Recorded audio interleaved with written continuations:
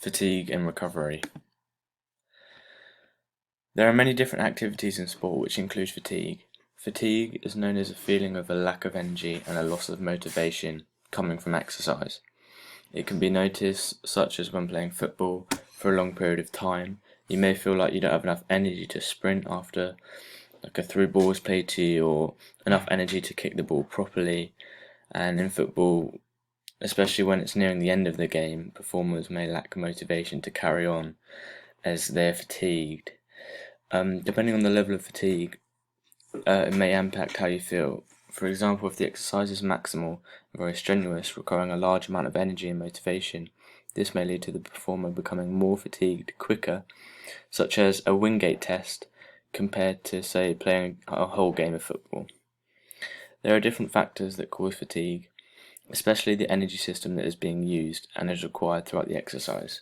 This is because we know that the anaerobic energy systems do not work for long periods of time, and therefore when they are being used for longer it leads to a high level of fatigue. To recover from fatigue, a rest can be put in place for a half time, for example. When in the gym and performing strength-based high-intensity work such as bench pressing, the performer will usually take a rest of up to 2 minutes in between sets to allow the body to recover from the fatigue caused during the set and allow the anaerobic energy system to be used again. It is also possible to avoid fatigue altogether. This can be done by not putting in much effort and being lazy, or by lowering the intensity or the length of time that the performer works for, or incorporating more rest periods. There is a clear connection between fatigue and recovery during performance and exercising. The longer a performer works for and the more they become fatigued will mean that they will need a longer recovery in order to fully recover. If a performer does not receive a decent amount of recovery and starts to train again, the likelihood that they will fatigue much faster is increased. This tells us that elite performers such as Mo Farah will need a good level of recovery before continuing to train. There are 3 types of physiological fatigue when exercising. The first is local fatigue. Local fatigue is the fatigue that is caused from repeated contractions with no recovery phases, such as performing multiple push-ups until fatigue. The next type of fatigue is general. General fatigue is when fatigue occurs after exercising or post-exercise, such as after a hockey match you may feel fatigued or lacking psychological motivation. Finally, the last type of physiological fatigue is chronic fatigue. This occurs as a result of poor immune system or weakened immune system due to overtraining and too much exercise, not allowing the body to recover properly. The other type of fatigue that can occur is psychological fatigue, perhaps the most important type of fatigue that can decide how hard the performer will push themselves. It is simply how motivated the performer is to carry on. If they are psychologically fatigued, they will give up before local or general fatigue. It comes down to how hard the performer is willing to work for without giving up. This is known as determination.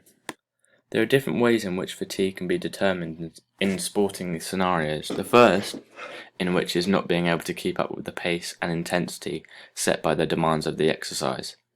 For example, when partaking in a HIIT session with a trainer, the demands set, like performing 30 push-ups in 1 minute, the performer will show signs of fatigue as they may not be able to perform this many and may have to do knee push-ups if the performer tires. Another determinant of fatigue is not performing the exercise with good technique, such as when performing push-ups, the performer becomes too tired and they may not complete the full range of motion as they are too fatigued. Another way in which fatigue can be shown is through the level of effort and how it declines as the exercise carries on. This could be a result of psychological fatigue also, such as in a football game. The performer may start off making lots of runs and tracking back through balls, but then, as they become more fatigued and stop doing these things, that could show that they are fatigued. These levels of fatigue are constantly analysed in professional sport, as well as fitness testing, to observe whether the athlete is fit and doesn't fatigue too easily. Here you can see in the diagram, there is a person running a marathon.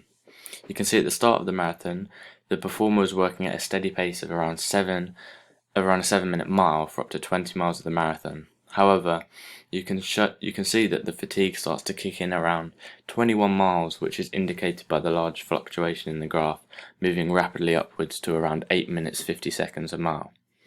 The runner then stays at around this pace, give or take 30 seconds, but then nearer the finish, the runner picks up the pace once more. You can see that the performer goes from running at 9 minutes 30 seconds a mile to 8 minutes 38 seconds at the very end. A reason for this could be due to extrinsic motivation from the crowd and the motivation of being very close to the finish of the marathon. Usually, performers running a marathon want to finish strong and give it everything that they have left.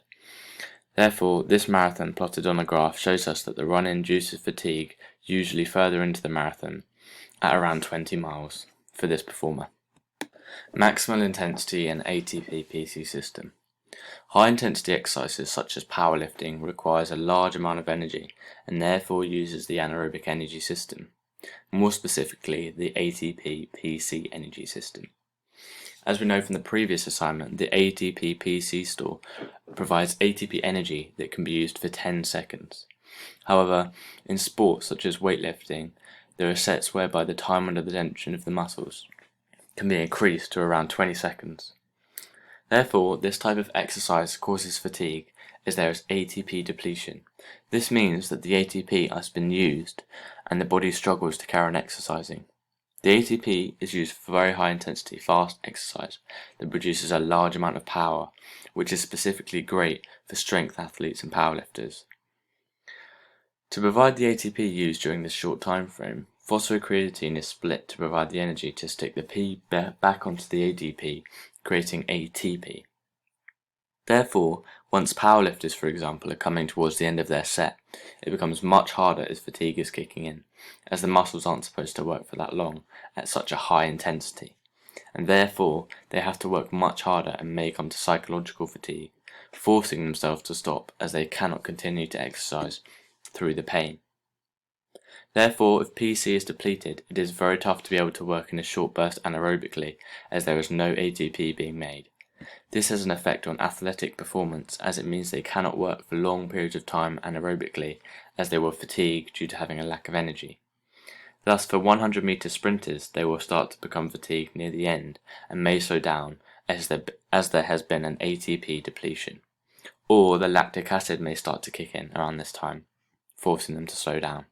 To counteract this, there can be PC supplementation. In order for athletes to be able to train anaerobically for longer, they can take supplements, more specifically creatine.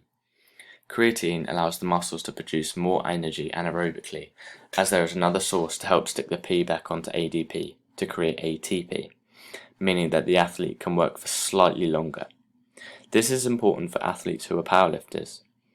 This is because it means they can work for longer, therefore they can damage the muscles more and an increase in overload leading to more hypertrophy. This will result in more muscle, allowing them to move more weight, meaning that they can improve in their contests and move a higher amount of weight. Also, PC supplementation can be important for 400-meter sprinters. This is because for an athlete without PC supplementation, it means that they will fatigue faster and their lactic acid will kick in after a shorter period of time. Whereas for athletes taking creatine as a supplement, it means that they can work for a couple seconds longer and therefore decrease the length of time they use the lactic acid system. So, performers taking creatine compared to when they don't take creatine will most likely see an increase in performance and results, as they don't have to use the lactic acid system for as long. Recovery ratio. The recovery ratio is the ratio for the length of time that is needed for recovery depending on the length of time of the exercise or the intensity. For example, if you work at a low intensity using an aerobic exercise for 5 minutes, then you would need about 5 minutes of recovery. This would mean about a 1-to-1 ratio. However, the ratio changes, for example, if you work maximally and anaerobically for about 1 minute. This will mean you may need slightly long to recover as more lactate is being created and needs to be expelled. Therefore, in this case, a recovery ratio of 1-to-3, 1 minute exercise, 3 minutes of rest, may be used where every minute of exercise results in 3 minutes of rest. The quality of exercise will not be as high if a sufficient recovery is not provided for the performer, as they will still be slightly fatigued, going back to the connection between fatigue and recovery. Finally, for high intensity exercise, we can see that two graphs are here. The graph on the right shows two sets of work, with the group taking a creatine supplement in the black shaded block, and the control group, which is taking a placebo, which is the white block. You can see that in bout 1, the group with the creatine supplement were able to reach a high level of total work at around 285 joules per kilogram, whereas the control group reached total work of around 275 joules per kilogram, which is less than the creatine group. This tells us that the creatine supplement allows an increased level of total work compared to the control group. And in the second bout, it shows that neither group were able to perform to the same level of total work as the first bout, telling us they may be nearing fatigue, and also that connection between fatigue and recovery. Also, it shows the group taking a creatine supplement were able to still produce a higher total work compared to the control group.